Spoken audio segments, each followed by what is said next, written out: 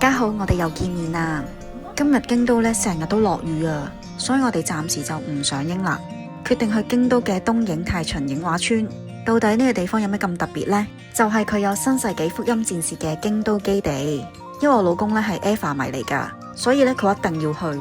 我哋而家咧就出發去朝聖啦。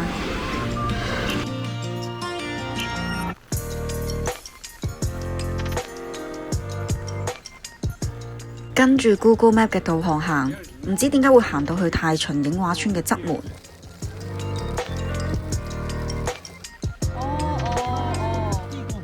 職員話返俾我哋聽，正門應該點行。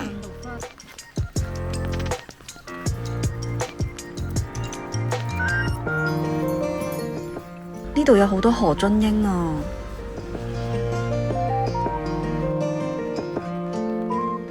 終於揾到正門啦！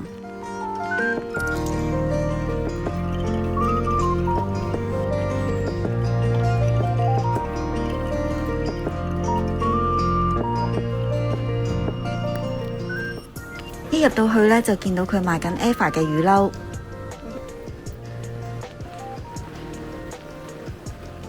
太秦映畫村係東映京都電影製片廠專用嘅江戶時代外景場地，所以呢度嘅建築物呢都係參照翻江戶時代去製作嘅。好多地方好啱打卡噶。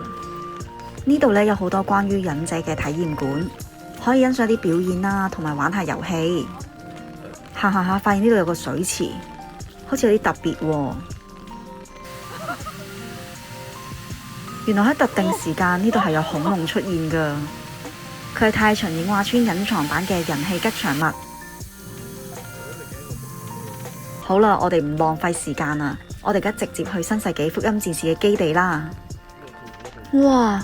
呢個初號機嘅上半身足足有15米高啊！現場睇真係好宏偉啊！而呢度入場係免費㗎，唔使另外再購買門票。我哋更加可以走上去初號機嘅駕駛艙影相。哦。一緒に一齊啦，好啦，一齊啦。園區咧就喺初號機嘅前面咧放咗影相嘅台階，咁我哋就可以企上去咧同初號機影相啦。呢個就係我哋 Naruto 嘅身份證，即刻入去初號機入邊睇下有咩玩先。其實嗰啲製作幾精美喎。呢度咧製作真係好用心啊！一入去咧就要掃描身份證。你咪後補生化。而家開始進入駕駛員嘅適性檢查。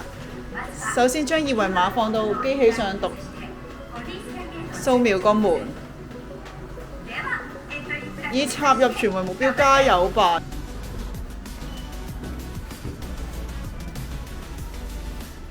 佢呢度咧有個唔知咩同步率適性檢查。要同步率先控制到架 A。原來所謂同步率適性檢查就係做心理測驗。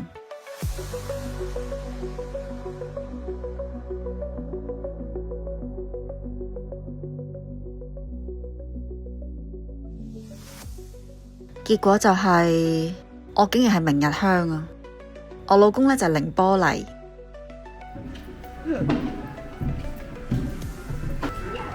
第三新都經位於邊度啊？屌，真係好廢㗎！神奈川係啦，我都記得好似神奈川啊！扮嘢啊你！福音戰士系列標準裝備武器高震動粒子刀嘅機能係咩啊？對方以分子，你開嚟睇下。好啦。佢嘅駕駛艙喺邊度啊？我睇條頸，我見到操控個插頭喎。集中精神，無心。哇！點？點我諗入唔入得去啊？其實因為落雨嘅關係呢，成個駕駛艙已經濕晒啊！抹下去咯。唔使啊，你揸住啊。點解唔坐落去啊？我動畫睇㗎。喺邊度啊？哦！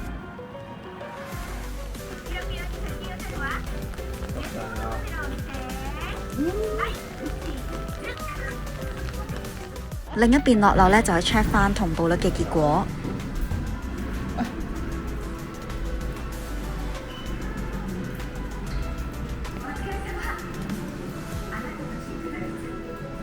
同步率發表，而家先發表，好睇喎！丙喎你係，點解嘅？我想問。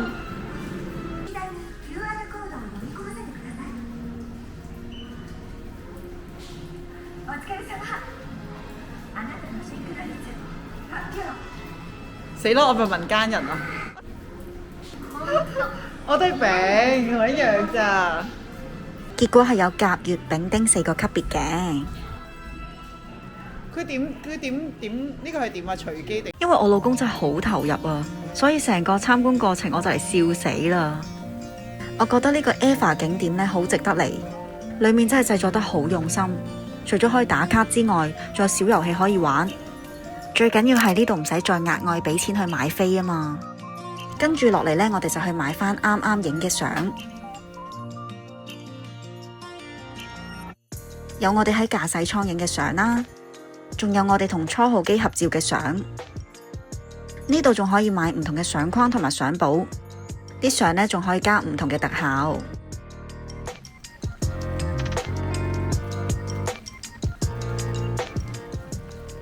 揾到老公想買嘅 EVA 水杯啊！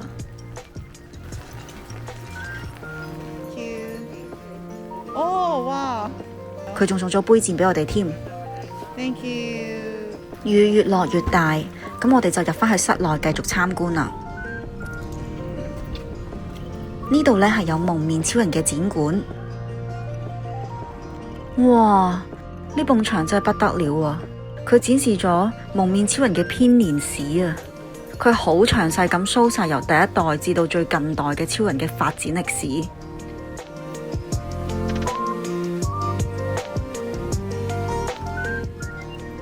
哇！呢度真係好誇張咯，佢係有勁多超人模型啊！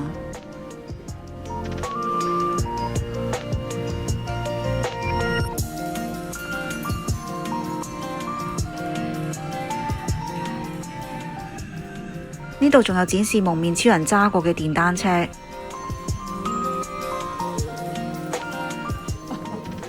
行完蒙面超人嘅展館之後呢，我哋嚟到手信區。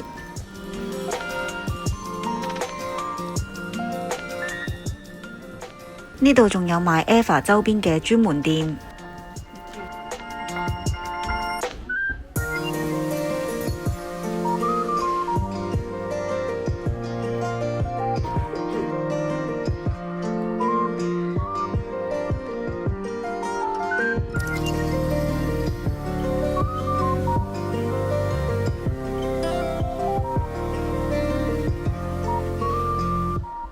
差唔多行到下晝5點，我哋準備離開啦。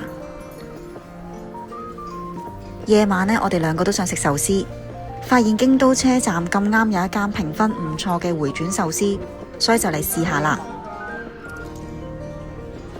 現場有好多人排緊隊啊！我哋排咗差唔多1個鐘頭呢先可以入座。現場嘅顧客呢，主要都係遊客嚟嘅。menu 上面嘅壽司種類都好多。價錢就大概400幾yen至500yen一碟咯，咁就唔算特別平。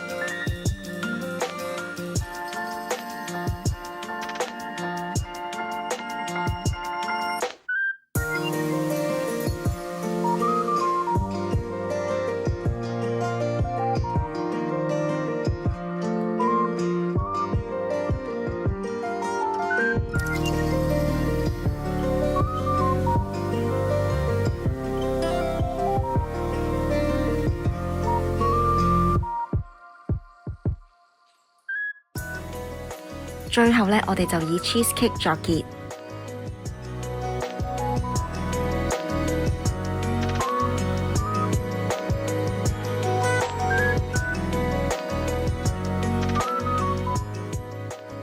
坐我哋隔離嘅客人食咗嘅碟呢係堆到咁高㗎。最後我哋兩個人呢食咗總共8305 yen， 港幣大約460幾蚊。咁我覺得個味道呢就唔算係特別出眾，但係個價錢就少少貴咯。CP 值唔算係特別高。今日我哋準備離開京都，南下和歌山啦。離開京都之前，我哋會去京都最後一個賞櫻景點，就係伏見十石舟。十石舟係江戶時代用嚟由京都伏見運送米同埋酒，或者旅客去到大阪嘅重要水路交通工具。佢兩邊係種滿咗櫻花樹，係超靚㗎。而遊客咧都可以喺網上面預約乘搭遊船嚟賞櫻。我哋曾經咧都喺呢度影過婚紗相。一到達十石舟咧，就見到條橋咧逼滿咗人，係連條河都睇唔到咯。我估佢哋咧全部都係等緊咧去影船經過橋底嘅相。呢度實在太多人啦，我哋打算咧直接落去河邊。意外發現呢度有個打卡位啊，影咗幾張靚相。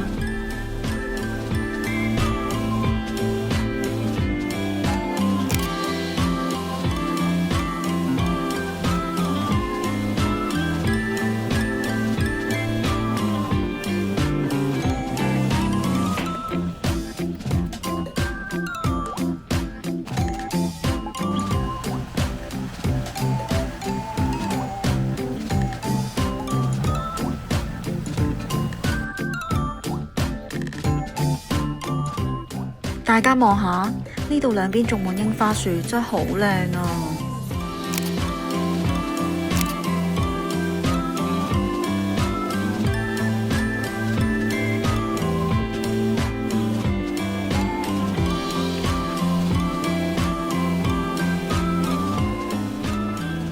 上咗橋之後，發現原來呢度都好多櫻花樹。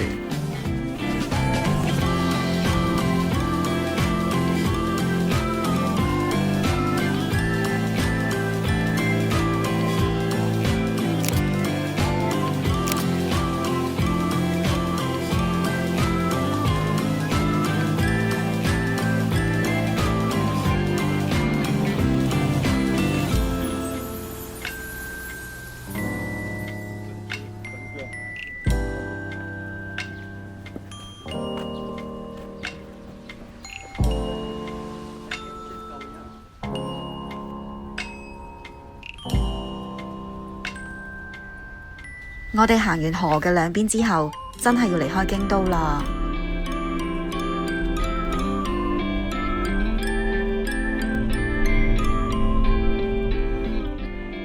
下一站我哋會出發去和歌山繼續賞櫻。我哋仲會入住有私人風呂嘅海邊旅館，品嚐一泊二食，仲會去完全冇遊客、非常 local 嘅魚市場。我哋下一條片再見啦，拜拜。